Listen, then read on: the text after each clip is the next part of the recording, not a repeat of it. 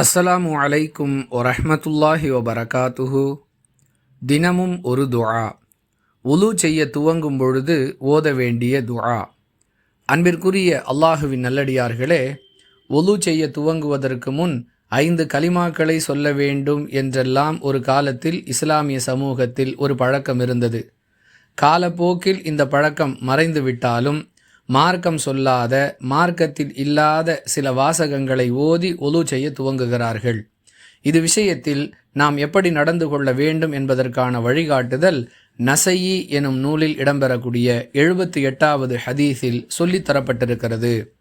ஒலு செய்ய துவங்கும் பொழுது பிஸ்மில்லாஹ் என்று கூறுவது ரசூலுல்லாஹி ஸல்லல்லாஹு அலைஹி வஸல்லம் அவர்களுடைய வழிகாட்டுதல்.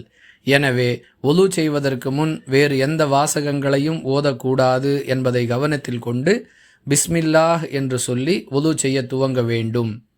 வாஹிரு தஅவானா அனில் ஹம்துலில்லாஹி ரப்பில் ஆலமீன்.